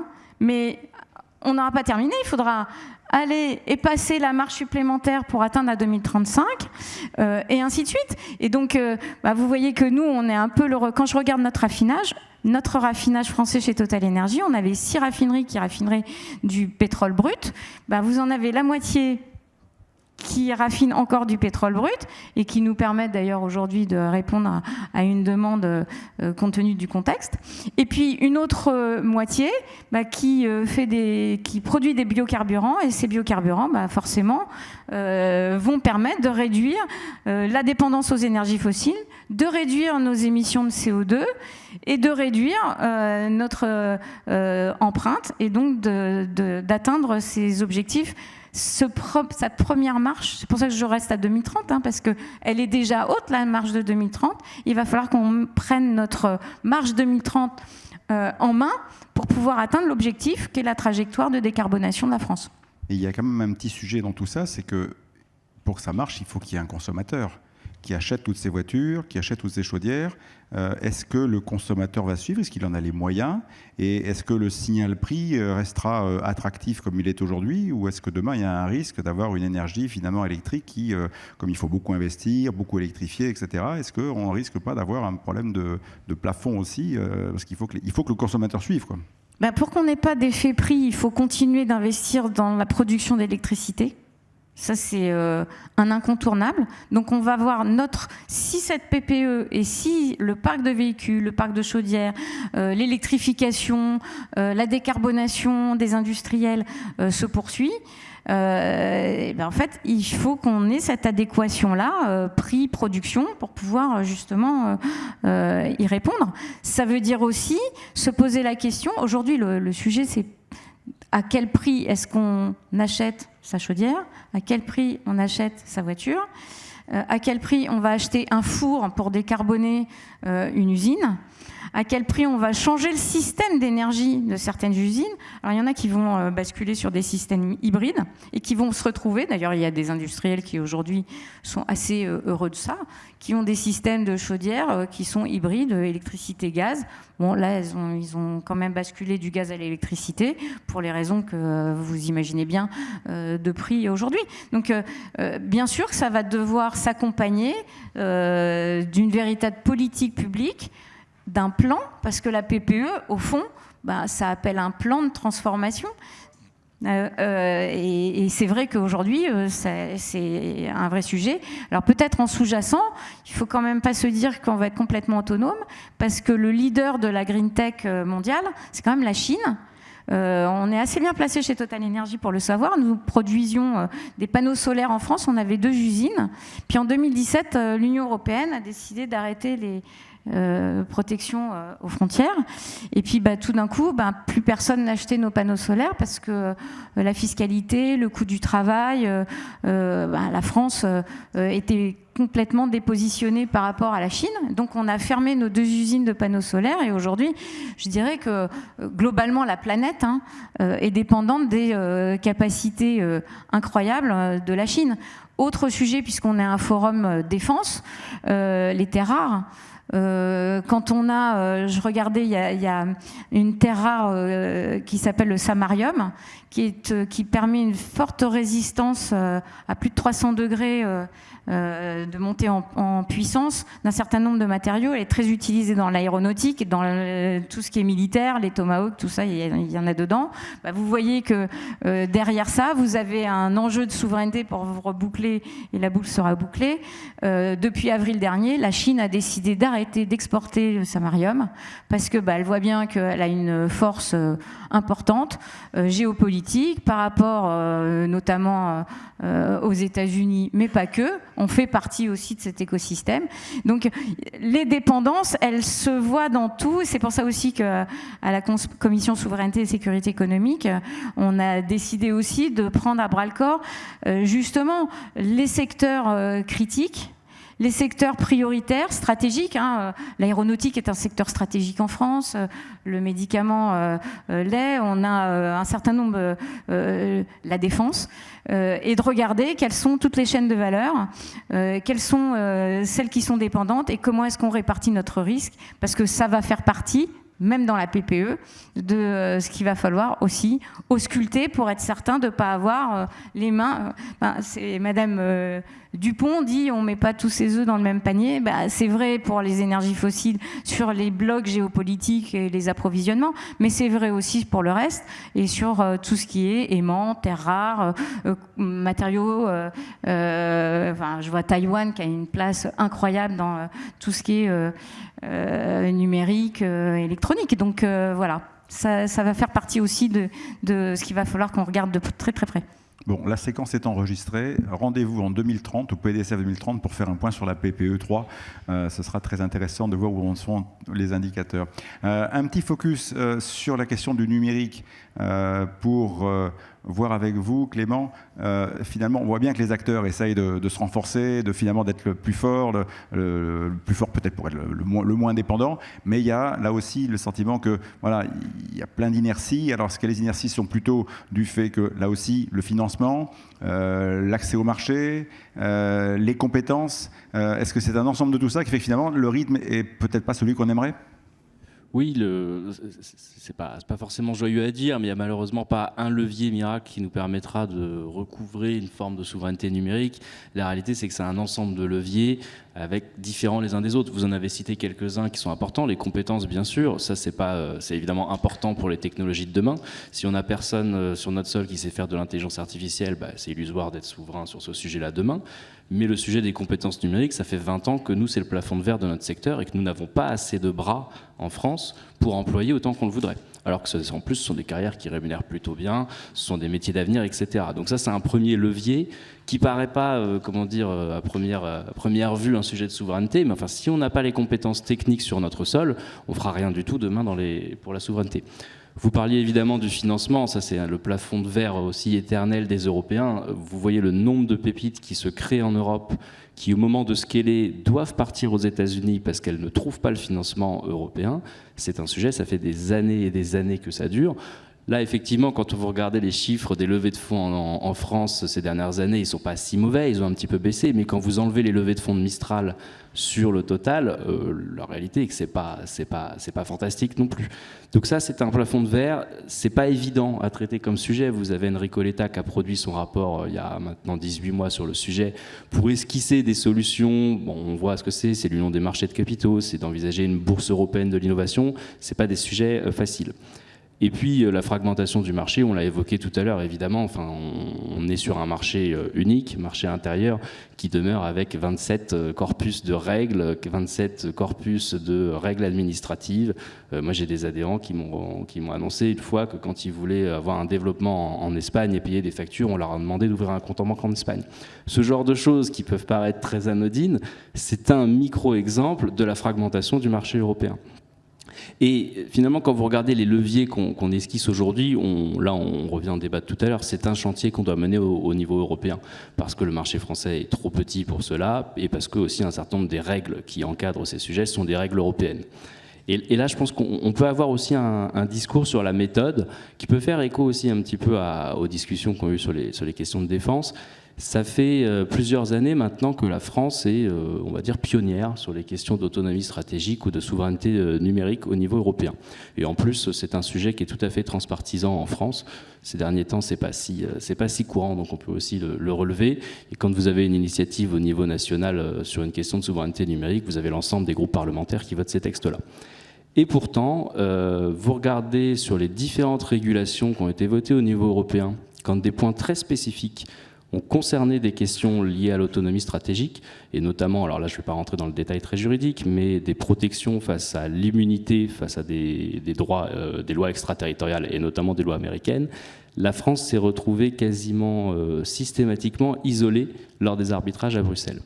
Donc on peut se dire que oui, on avait raison, on a eu la bonne idée avant les 26 autres, mais ça interroge quand même aussi sur notre capacité d'influence au niveau européen et notre capacité à mener un débat au niveau européen. Pourquoi, si on a raison, et moi je pense qu'on est tous convaincus que les Français portent la bonne parole sur ces sujets-là, pourquoi depuis plusieurs années, les arbitrages à Bruxelles n'ont pas été ceux que la France poussait sur les différents sujets. Je pense que, je ne suis pas expert des questions de défense, mais je pense que ça fait écho un petit peu aussi à ces sujets-là. Je pense qu'on doit interroger notre capacité de mener le débat européen. Et on évoquait la question de l'arrogance tout à l'heure, ça c'est une question qui est presque psychologique, mais qui a un poids. Mais je pense qu'aussi on doit peut-être être moins dans un débat Paris-Bruxelles et beaucoup plus dans un débat transverse entre Paris et les autres capitales, pour essayer de faire avancer le débat. Vous demandez à nos partenaires allemands est-ce qu'ils sont contre la souveraineté numérique, ils ne vont pas vous dire non. Mais il y a encore 4 ans, on ne parlait pas de terme de souveraineté numérique avec les Allemands. C'était un terme qui n'était pas entendable. Aujourd'hui, les choses ont changé.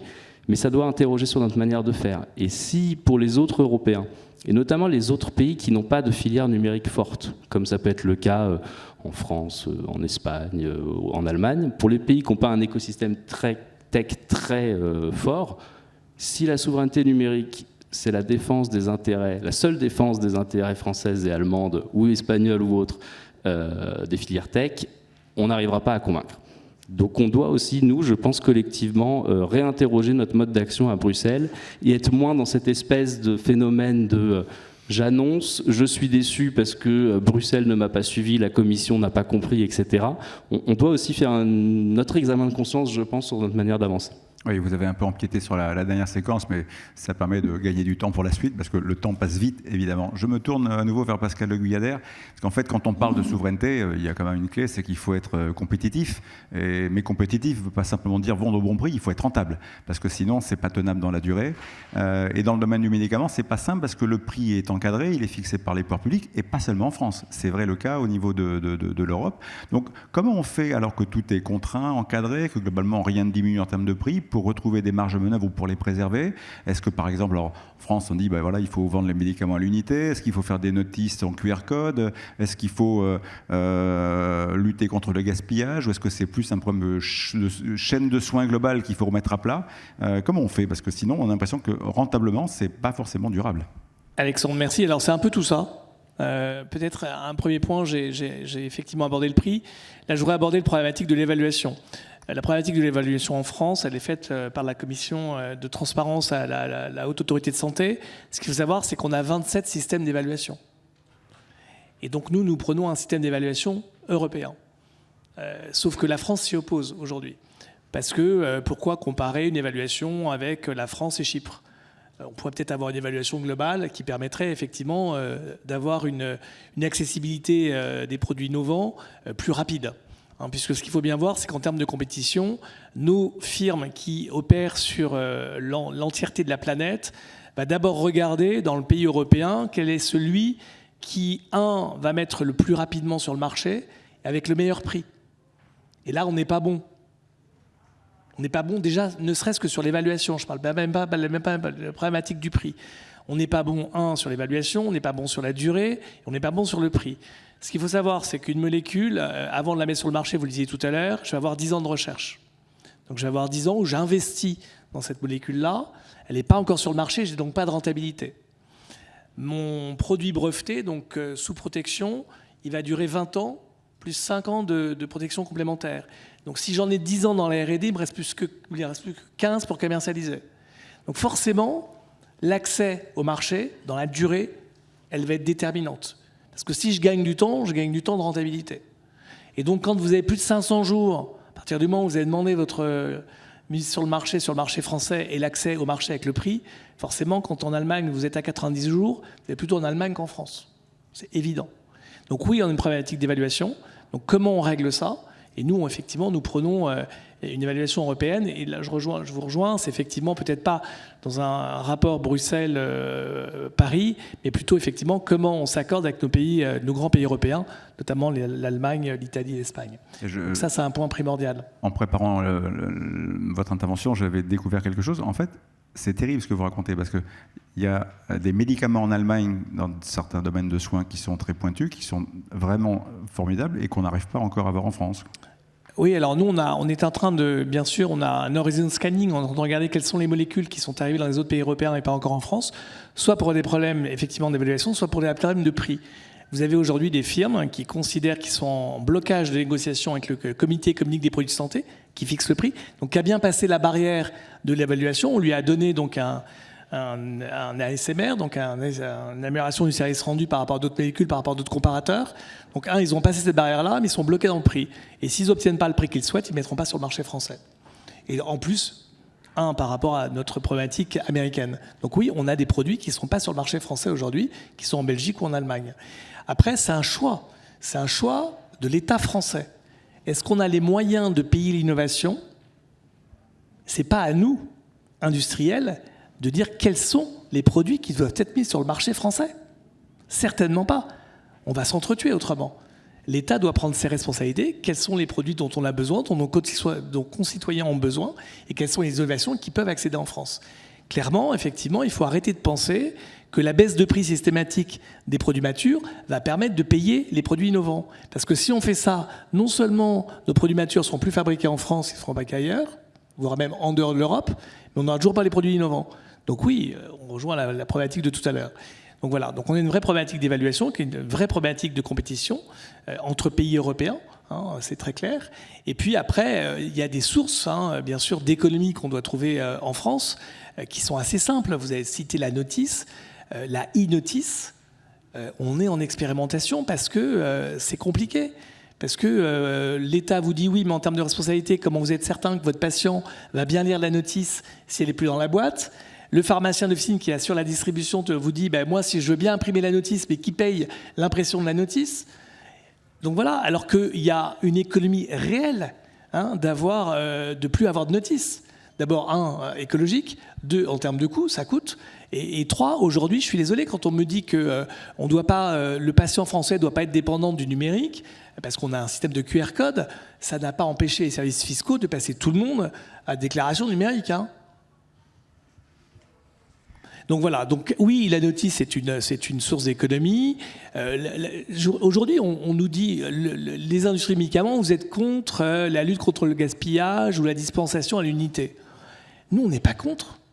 Il y a une réglementation de sécurité sanitaire et c'est pas à nous de prendre cette responsabilité-là.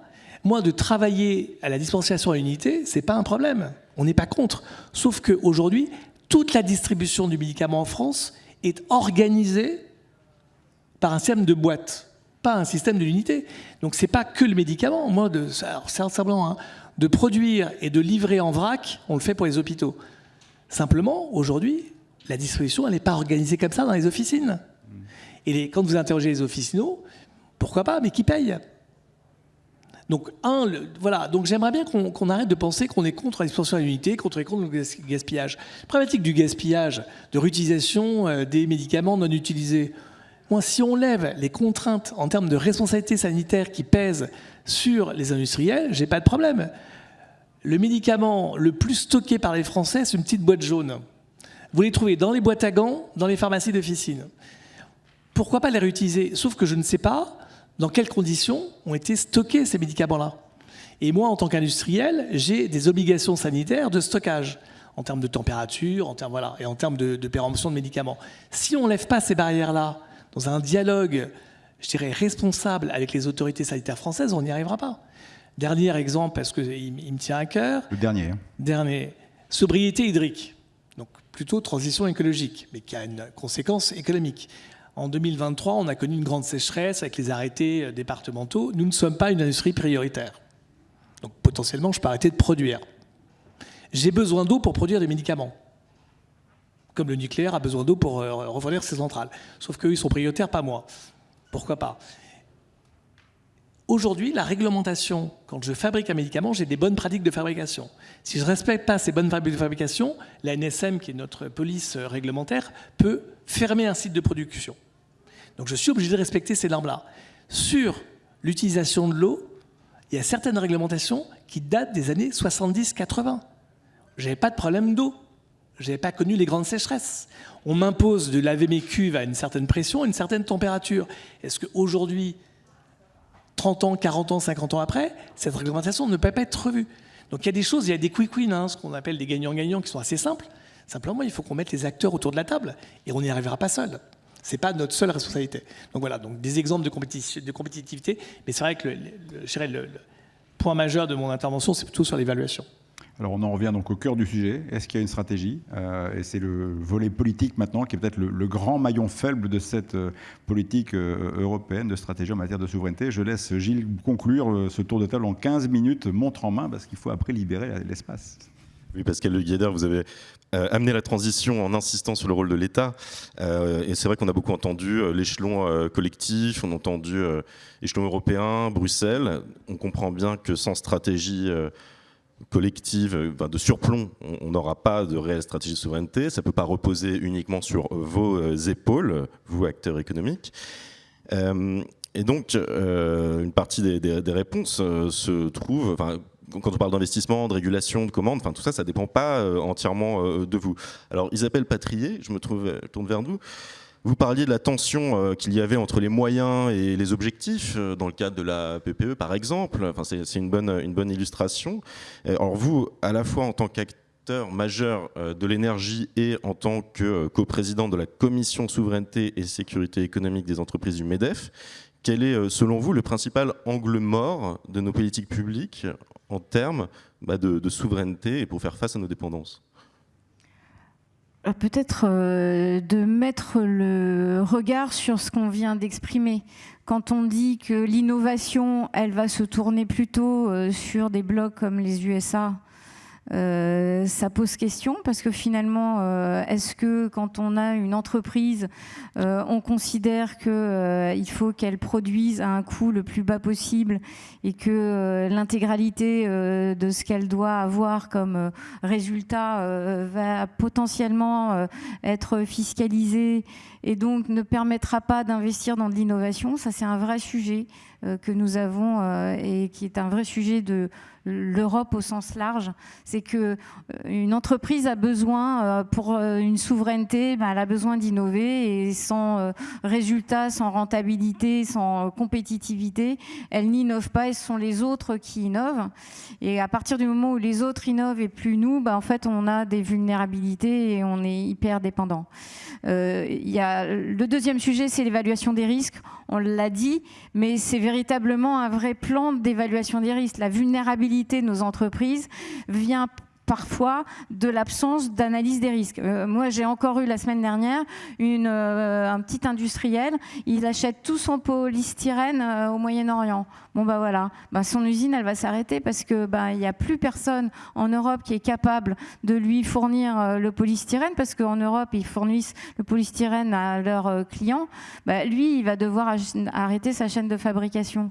Voilà, c'est ça l'analyse des risques, mais concrètement, c'est comment est-ce que ce qu'on dit, qui est un vrai discours sur la nécessité de souveraineté parce que sécurité, parce que compétitivité et tout ce qui est compétitif est profitable et durable. Ça, c'est un exemple très concret de ce que nous voyons au sein de la Commission Souveraineté et Sécurité économique. Deux cas qui n'ont pas été analysés au prisme du risque de souveraineté et donc des conséquences industrielles que ça peut représenter. Peut-être troisième exemple, on l'a dit et on le voit, ce qui va finir par arriver, c'est un impact prix. Parce que quand vous avez un problème de choc d'offre, vous avez un choc de prix. Et donc, aujourd'hui, on le voit, il y a un certain nombre de secteurs qui vivent un choc d'offre. Et quand on vit ce choc d'offre, encore une fois, on est vulnérable. Et donc, il y a un prix à payer, à avoir des molécules, de l'énergie, des produits, des matières produites sur le sol de l'Union européenne, enfin de l'Europe au sens large. Et ça a un vrai prix d'acheter quand on est un industriel, quand on est une petite entreprise, à des industriels qui produisent sur le sol européen. Ça a un coût, mais ça a un vrai prix et ça a une vraie valeur en fait. Et ce prix représente une valeur de sécurité et de souveraineté. Je pense qu'en fait, c'est probablement ça, et c'est ce qu'on porte beaucoup, parce qu'au sein de la commission souveraineté et sécurité, ce qu'on cherche à faire, c'est aussi protéger et ouvrir les yeux de nos adhérents, et de leur expliquer qu'il y a quand même un enjeu majeur à ça. Quand vous avez aussi un enjeu de sécurité, vous avez aussi un enjeu de protection de la propriété industrielle, mais aussi de votre chaîne de valeur. Quand vous êtes dans l'aéronautique et vous avez tout un tas de sous-traitants de l'aéronautique dans l'écosystème toulousain et que vous apprenez qu'il y a un grand acteur de l'aéronautique américain qui va venir visiter toute votre chaîne de valeur, vous vous dites pas que c'est juste pour faire du tourisme industriel. Voilà, c'est un peu d'arrêter de sortir de la naïveté dans laquelle nous sommes parfois, pour justement vraiment sécuriser nos chaînes de valeur, sécuriser nos approvisionnements. Mais pour ça, je pense que vous le savez mieux que moi, hein, ça doit être votre quotidien, c'est de gérer les risques de vos entreprises et de pouvoir leur permettre de comprendre que s'y prémunir, en fait, ça a véritablement de la valeur, et cette valeur, elle est économique, elle est compétitive pour nos entreprises. Oui, c'est vrai qu'on a souvent l'impression de découvrir nos dépendances au gré des crises. Au gré des crises, oui. Dans le numérique, Clément et Émine, je me tourne vers vous. Si vous deviez désigner deux leviers, tout simplement, deux leviers publics, j'entends, décisifs pour votre secteur, de quel côté il faut regarder ? Il y a beaucoup de leviers, mais je vais vous citer deux leviers qui sont alors, facilement actionnables, je ne sais pas, mais en tout cas dans un court terme relatif, et pas des leviers à 10-15 ans.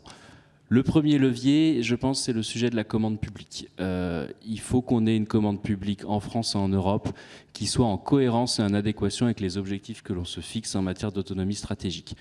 Concernant le numérique, ça décline deux sujets. Le sujet de la préférence européenne, que l'acheteur public, quand on dit qu'il faut soutenir le développement d'une filière française et européenne, donne l'exemple. Il faut savoir qu'aujourd'hui, l'État français est moins disant que le secteur privé en matière de soutien à la filière française et européenne du numérique. Donc, premier sujet, c'est encadré par des règles européennes. C'est certes pas simple, mais ces règles européennes, elles vont être revues prochainement, donc c'est une bonne opportunité pour le faire. Et l'autre sujet, c'est un débat que nous, on appelle le make or buy. C'est lorsque l'État, la puissance publique, décide de développer lui-même des services numériques pour ses propres utilisations. Ça, c'est quelque chose, on peut comprendre l'impératif de résilience, bien sûr, qu'il y a derrière, mais pour lequel nous, on peut parfois être en relative opposition, puisqu'on demande à ce qu'il y ait une cohérence entre les ambitions de soutenir le développement d'une filière domestique et en quelque sorte, que la puissance publique fasse elle-même concurrence à cette même filière en développant ses propres outils. Donc la tension, elle s'est un petit peu cristallisée ces derniers mois autour d'une suite numérique qui est développée par l'État, et c'est pas tant cette suite qui pose problème, mais nous, industriels du numérique, ce qu'on a demandé à l'État, c'est de nous proposer une vision, et une vision cohérente sur ses intentions en matière de transformation numérique de l'État. Et que finalement, est-ce que notre filière peut se positionner en tant que potentiel fournisseur du service public, ou au contraire, l'État fera tout seul ses propres services. Est-ce que c'est le métier de l'État? Est-ce qu'il en a la capacité, les compétences et les ressources financières pour fournir des services numériques sur un temps long? On peut légitimement se poser la question. Donc ça, premier levier, qui est à la fois européen et national. Deuxième levier, c'est le sujet de la réglementation. Là aussi, je vous apprends rien. Le précédent mandat européen a été particulièrement fourni en termes de réglementation, pour le secteur numérique, on estime que ça se chiffre en dizaines de réglementations qui ont été adoptées ces 5 à 7 dernières années pour la filière numérique au sens large. Il ne s'agit pas de critiquer la réglementation pour la critiquer, parce que la plupart de ces textes, ils ont un bien fondé, évidemment, et ils répondent à un impératif soit de protection, soit de régulation, soit d'avoir un numérique qui soit conforme à nos valeurs. Mais quand on voit que pour une même entreprise, et là je ne parle pas des géants mondiaux du numérique, mais je parle d'une ETI, du logiciel ou du service numérique, qu'elle peut se retrouver simultanément avec 4, 5, 6 textes européens nouveaux à mettre en œuvre de manière simultanée, parce que là en fait tous ces textes ont été votés, donc Data Act, AI Act, Directive NIS 2, etc. Et en fait la mise en œuvre, elle arrive maintenant en simultané, avec parfois des incohérences entre les textes. vous imaginez le coût de mise en conformité que ça peut représenter. Il y a un chiffre, alors il n'est pas de nous le chiffre, il est de la Commission européenne, donc on l'utilise d'autant plus. La Commission européenne sur le règlement IA, elle a estimé que pour une PME, donc dans la définition européenne de la PME, la mise en conformité au règlement IA, elle pouvait s'élever à 300 000 € pour une PME. Donc 300 000 € investis dans la mise en conformité, donc dans du légal et pas que, c'est 300 000 € que vous mettez en moins dans la R&D, dans l'investissement, etc. Donc il ne s'agit pas de dire tout est mauvais sur la régulation, c'est absolument pas le cas, mais d'avoir un équilibre et une cohérence entre tous les textes qui sont votés. Et quand vous voyez aujourd'hui qu'il y a un mouvement de simplification à Bruxelles, qui est le bienvenu, parce que nous on le salue, on l'a demandé, on le salue, mais qu'on simplifie des textes qui ont moins de 24 mois, et qui ont été adoptés globalement par la même Commission européenne, qui n'a pas non plus subi une mutation profonde de ses équipes, et votés par un Parlement européen qui, lui non plus, dont les équilibres n'ont pas été bouleversés en 2024, ça pose la question de la vision de long terme que l'on peut avoir quand on vote des réglementations, et de la nécessité de peut-être prévoir les choses à un horizon 5 ans, 10 ans, pour qu'il y ait une meilleure coordination dans ce cadre réglementaire. Ça, c'est des leviers qui sont relativement simples, mais qui sont actionnables assez rapidement pour les pouvoirs publics, que ce soit au niveau national ou européen. Pascal Le Guyader, ma question est sensiblement la même concernant le secteur du médicament. Pour renforcer notre industrie, quelles doivent être, selon vous, les principales priorités de la puissance publique? Vous aviez évoqué la question cruciale du prix, mais ce serait quoi les 2 axes principaux sur lesquels il faut insister? Alors très rapide, parce que je vois qu'Alexandre s'impatiente pour laisser la place aux questions. Il y a 2 leviers. Il y a un levier européen, c'est clair. On manque de stratégie européenne sur la santé, sur le médicament, très clairement. Il y a plusieurs travaux qui n'aboutissent pas. On n'est pas d'accord on n'est pas capable de se mettre d'accord sur les molécules essentielles qu'on doit rapatrier sur le territoire européen. Pareil pour les produits et les principes actifs. Donc voilà, le rapport Draghi a identifié beaucoup de pistes qui nous vont bien. Il est indispensable de réinvestir dans l'innovation. On a 2 blocs aujourd'hui qui sont les États-Unis. Vous voyez les investissements attirés par l'administration américaine qui sont colossaux par la problématique de prix. Donc du coup, on va aller investir là où est le prix est le plus attractif. Et puis la Chine qui met des sommes incroyables sur l'innovation. La Chine ne produisait pas de principes actifs innovants. Elle est aujourd'hui à plus de 20% de production des principes actifs innovants en 3 ans. En 3 ans. Donc, il y a cet échelon européen et d'avoir une politique européenne du médicament et de la santé. Il n'y a pas réellement de politique de prévention européenne. La France a totalement déserté une politique de vaccination. Qu'est-ce qu'il en est en Europe ? Et je pense que le couple franco-allemand pourrait effectivement être un des socles de cette construction de politique stratégique du médicament. En France, effectivement, ça passe par avoir un peu de courage lorsqu'on parle du médicament et de la santé. C'est effectivement de parler de l'organisation des soins. Quelles sont les capacités d'économie d'efficience qu'on peut faire sur l'organisation des soins? Le médicament a apporté beaucoup de progrès. Est-ce qu'on le retrouve dans l'organisation des soins? Pas toujours. Donc oui, il y a une vraie problématique française, mais c'est un vrai courage. C'est-à-dire qu'il faut prendre... Et malheureusement, avant 2027, on n'aura pas ce courage-là. On va faire ce qu'on fait depuis maintenant 10 ans. On va mettre un petit bout de sparadrap sur un truc. Et on va continuer à être régulé. On va continuer à avoir des prix bas. Et on attendra 2027 pour réagir, pour avoir une vraie politique, enfin, une politique de santé en France innovante qui permet effectivement de jouer dans cette cour totalement internationale qui est aujourd'hui le secteur de la santé. Jean-Michel Pinto. Vous avez beaucoup parlé de l'échelon européen, donc on voit bien vers quoi se tournent nos axes d'amélioration. Est-ce que ça se joue quand même aussi essentiellement à l'échelon national? Enfin, à quel niveau notre souveraineté doit-elle être défendue prioritairement, c'est-à-dire nationale et ou européen?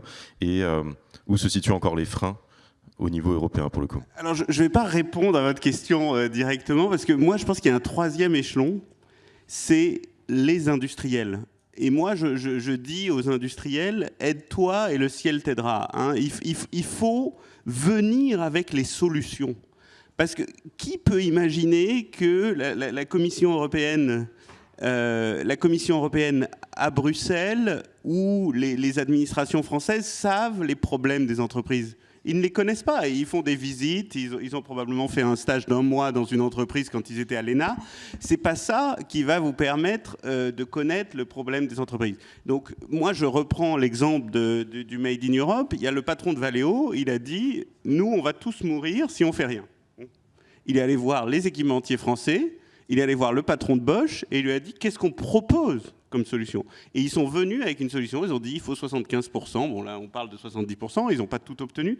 Je pense qu'il faut vraiment proposer des solutions aux administrations européennes. Le Dieselgate a fait beaucoup de mal dans le poids qu'ont les industriels dans les administrations européennes et françaises. Il faut retrouver ce poids. Quand Florent Ménégo, le patron de Michelin, parle à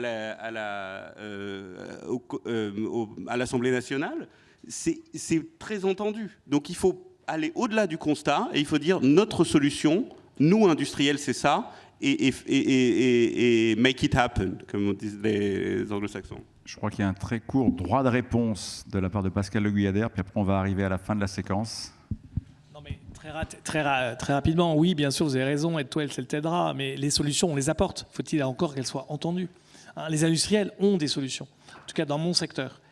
Voilà. Simplement, il y a un moment donné, quand vous êtes dans une économie régulée, vous n'êtes pas dans une économie libérale, vous avez un co-contractant qui est l'État.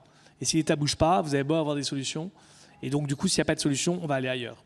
Je ne suis pas en contradiction, je dis que les industriels doivent plus le faire. Bon, vous entendez, la cloche sonne, c'est comme à l'école. Ça veut dire qu'a priori, on a fini le temps réglementaire. Après, il y a des pénalités. C'est Sinopia qui va devoir les assumer. Donc, il n'est pas question qu'on ait des pénalités. Je voudrais vraiment vous remercier très chaleureusement pour ce tour de table très éclairant qui confirme que, il y a quand même un énorme sujet de définition des politiques de souveraineté à l'échelle européenne. Qu'en effet, chacun doit jouer la partie à son rôle et bien la jouer. Mais que derrière tout ça, ça donne une idée d'une nécessité d'un collectif entre le public et le privé et de cohérence si on veut véritablement aller plus vite et se renforcer dans les années qui viennent. Merci à tous pour votre attention. Et puis, désolé pour le temps des questions, mais je crois qu'ils ont déjà répondu à tout.